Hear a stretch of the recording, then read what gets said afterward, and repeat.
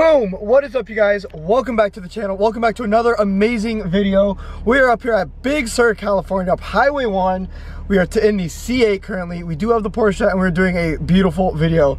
This is an absolutely beautiful area we're at, overlooking the ocean with these beautiful rolling hills in green because it rained yesterday.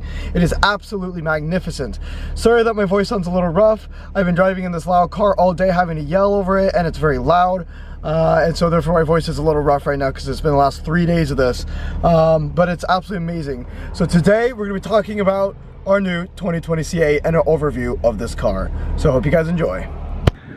Alright guys, so first and foremost we're going to be showing you around the car some of the cool features and just kind of the interior, exterior, engine, different stats and specs on the car and all that. I do want to give a shout out to our original 2002 Porsche Boxster, which started this channel, which has been with us since day one. My dad bought that car brand new 20 years ago, and it's finally time that we upgraded the car to the C8. So without further ado, let's jump right into it. So here we are, guys. Like I said, we're up here on the coast and it's absolutely gorgeous. The car has never looked this good up until now. Absolutely stunning. I'm still speechless. It's been 3 days with this car and I still can't get over just how magnificent and amazing it looks. It's by far one of the prettiest, most amazing looking cars I've ever seen. Beautiful, absolutely stunning. So this here is one of the top packages. We did get the 1LT with the, like I said, in blue. We did get the interior lighting on the engine bay. Now unfortunately I can't show you guys during the day, but at night this lights up inside the engine bay. We did get the upgraded exhaust system for the sport race exhaust. We did get the custom interior and exterior colors, and inside we're going to step in and we're going to take a closer look. Alright, here we are inside of the car. As you can tell, we got this beautiful performance racing steering wheel design from Formula One. This pretty much is the epitome of economic just practicality. As you guys can see, everything is driver oriented, and that's what you look for in a sports car or supercar like this. You want it to be focused on the driver. The passenger is a second thought. Now it's very comfortable as the passenger. I've both ridden and driven and it feels absolutely amazing. Now I gotta say, the seats are unbelievably comfortable. You get the nice removable hardtop, which is in the back right now because it's a beautiful day, so of course we have the top down. The seats are very, very comfortable, but one of my favorite things is the exhaust. Let's get a little bit of a start up here and get a couple revs, guys, because it absolutely sounds amazing. But let's get this started up. Oh yeah, never gets old.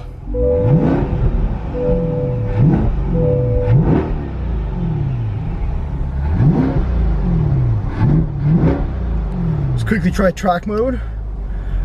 And there's track. All right.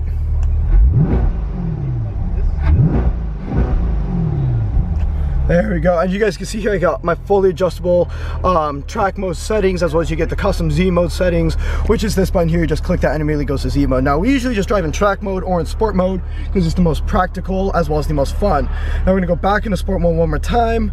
There we go, because this also has different settings as you guys can see here. Now we're gonna go back into track because that's where the fun is at, guys. So now we're here in track. You can see all my track settings. There you can see how the display changes from track. We got the performance G-force scale there, and on we have all the tire gauges, we have engine temperature, we have oil temperature, we have water PSI, we have the fuel, and we have the rev limiter there. Now we're gonna just put it in the drive so you guys can see what it looks like. Pretty much if you put it in manual here, that's what I love about this gauge cluster. You have this amazing gauge cluster which you can choose which different buttons and all that you want along here. Now unfortunately, because it won't let me, you just pull these amazing paddles. This is one of the best feeling paddle and steering wheel shifters I've ever felt. It feels absolutely outstanding. This is by far one of the best steering wheels I've ever seen in a supercar, without a question. All right, one thing I want to be able to explain to you guys is the reason that the RPM is set to 4,000 is because this car only has 135 miles on it. Sorry, actually I'm not even 100% sure, but it only has like 250 miles on it, and so it's still in the break-in period. Therefore, we haven't opened up anything. Until the car is broken in, we won't be able to use the full potential of the engine. One thing I did want to touch on is the infotainment center. This infotainment center is actually one of the best of its kind. Sorry for the glare. So to start off, the number one thing is just how touch sensitive. It is absolutely amazing how touch sensitive this is. It is smooth, it doesn't lag in any way, it picks up every little movement. The entire thing is a touchscreen and can be controlled from the steering wheel. There are many different settings to go through and things to look at. You could do vehicle, app, system, a lot of different settings and things you can go around and mess with inside the infotainment center. Some of the best things that you can do are to change on exactly how the car, if I can get back, there you go, how the vehicle drives. Now you got your drive mode customization, Z mode, my zone, and visualization. You have multiple different lighting settings, different modes. Now this is one, I think, the coolest things you have, if that will go away. You have Teen Driver and Valet. Now Teen Driver is a custom setting in which you can change exactly how the car drives, and Valet mode limits the car to exactly 25 miles an hour. And that is more the infotainment center for you guys. The biggest thing about this car is the price point. You can't beat the price. For our specific package, we got it roughly $72,000, which is amazing, and that is including tax. But before you step out again to show the engine bay, which is absolutely amazing, let's give a couple more revs.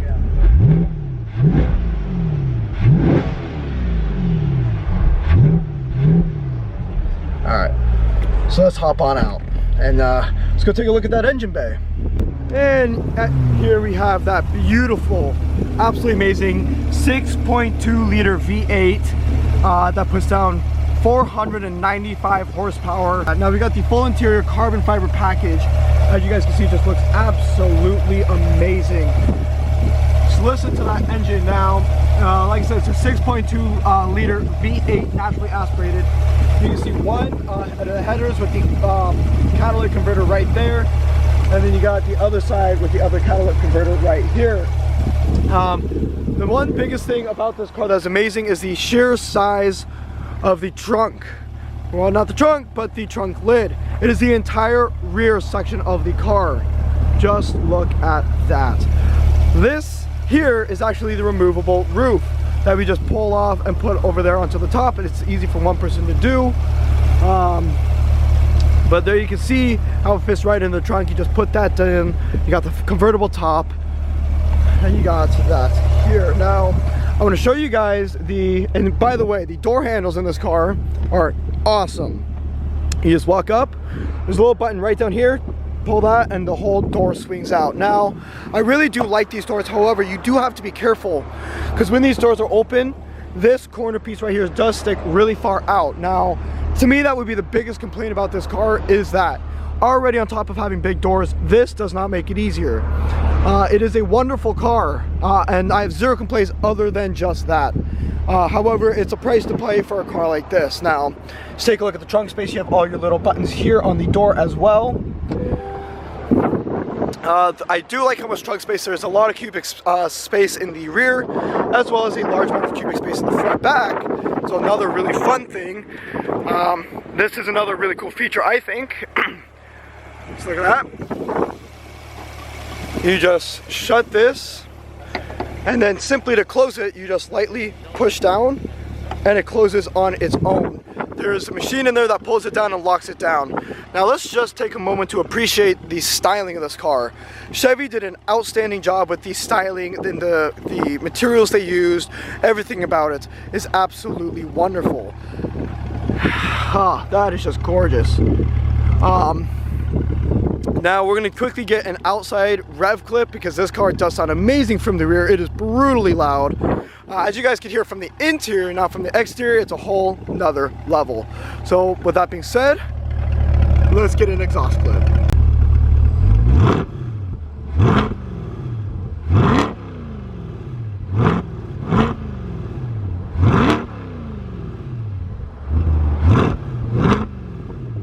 Alright guys, so now we're about to go out for a behind the wheel drive and review of exactly how the car drives. And I can say now it's absolutely amazing.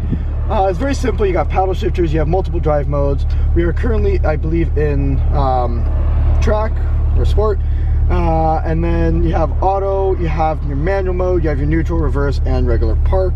And then right over here you do have your traction control, although we're not going to mess with that at all. So just simply to put it in drive, you just pull that, and it simply shifts into drive. This car does drive really smoothly, although you do have to forget parking brake. And we're totally clear over to the left. Remember with low cars to always angle it.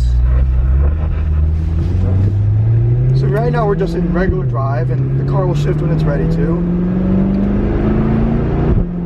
You just hear those shifts are lightning quick. It's so smooth, you don't even feel it at all. It never skips a beat. And that's one of the amazing things about dual clutch transmissions, just how fast it shifts. This car, however, even with the 500 or 495 horsepower, it really feels way more than just that. It handles like a dream, it's stuck to the road.